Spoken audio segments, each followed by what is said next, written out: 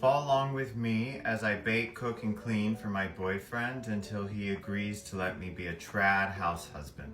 Today I'm just going to be making one cheesecake from scratch to show you how to make this no-bake cheesecake. First thing you want to do is make your own crust instead of buying a store-bought one. I know it cuts time, but it's really not that big of a task, and it makes all the difference. It tastes like less chemically and all that nasty shit. But before we start that process, there's one other step, which is to take the cream cheese out and let it sit at room temperature so it'll be easier to beat. All right, so this is the bowl of a KitchenAid stand mixer. It's right there.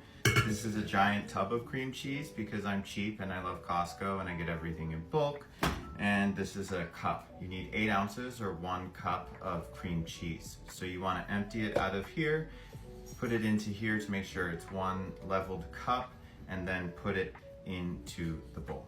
So I've emptied a cup of this into this measuring cup. If you go to the store, you can just buy those little blocks of cream cheese. They're 8 ounces. That's exactly, in the US, that's exactly what you need, just one of those little square or rectangle cubes of cream cheese. Now, I'm putting it into this bowl because this is where I'm gonna mix everything, and I'm just gonna let it sit while I make the crust. So for the crust, you're gonna need like a pie pan,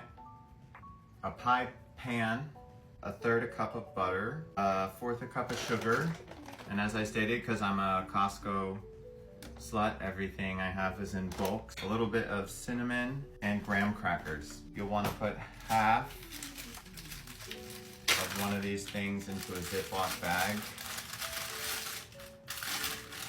like so. And then a whole one, because you want 1.5 cups of graham crackers for the full crust.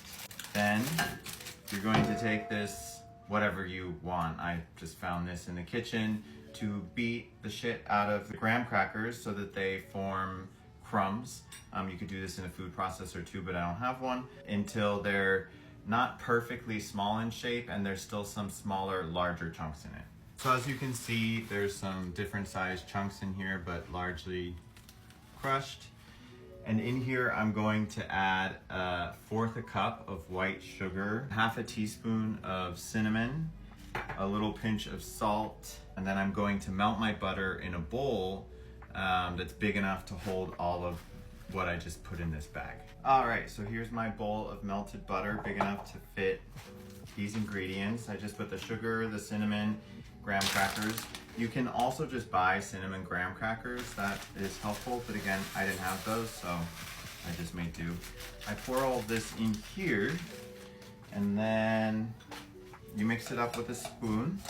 It should be kind of moist, you know, not wet, but definitely not something that you would think could make a crust. But that's what's gonna happen then. I grease this regular pie pan, and I put this crust into the pie pan. I push it down and make the edges even, and then I'm gonna put it in a 350-degree oven for 8 to 10 minutes. It should be golden brown. All right, so it's in the oven cooking. What you wanna do next is beat the cream cheese that you put in this earlier. Now it's room temperature. I use this of the KitchenAid mixer. You can use the same thing on like a hand mixer.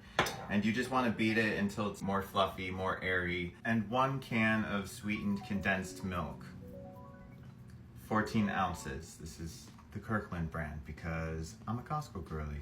Now that the cream cheese was fluffy, I just put the sweetened condensed milk in there, and we're gonna beat it until it's really, really, really smooth and done well. Again, we don't want any little balls of cream cheese. After that, we're gonna add in a teaspoon of vanilla.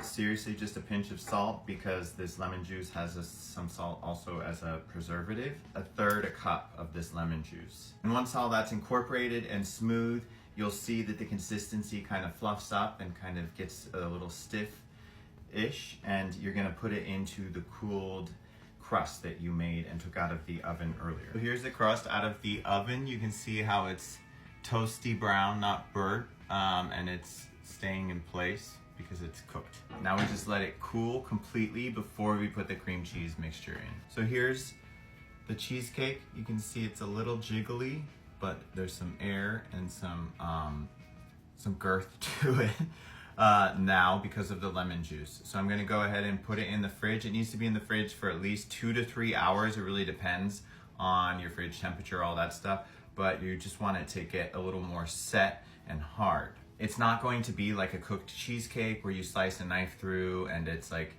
these very defined and individual layers, but that's kind of the point. It's no bake and it's a different flavor, it's a different experience, it's cold and I love it. Once that chilled time has ended, you can take it out and put in some cherry pie filling. Not put in, put on some cherry pie filling. I use either Comstock cherry pie filling, which is in a can. I felt fancy, so I got this. And it's gonna go right on top of the cheesecake portion, not on the crust. It doesn't matter if it gets on there. It just looks best if it's on top of the cheesecake portion. Use however much of the syrup and the stuff that you want. So it's been 3 hours with the cheesecake chilling in the fridge, and then I took it out and I put on the cherry pie filling topping. This is what it looks like. If you use the Comstock cherries that come in a can, they're a little more processed and the cherries will be a little more like neon and red, but I actually really like this darker color. It shows it's a little more natural. I'm gonna go get my boyfriend and cut a piece of it, and then we're gonna taste test it together. So this is what it looks like cut up from the side. That's Gio. So we're gonna go ahead and taste it now. Which side? Part you want. I want the crust. Okay, on a scale of 1 to 10, what would you rate it? 11.5. Oh, okay, that's a real rating. Yeah. On a scale of 1 to 10, trad house husband, what would you rate it?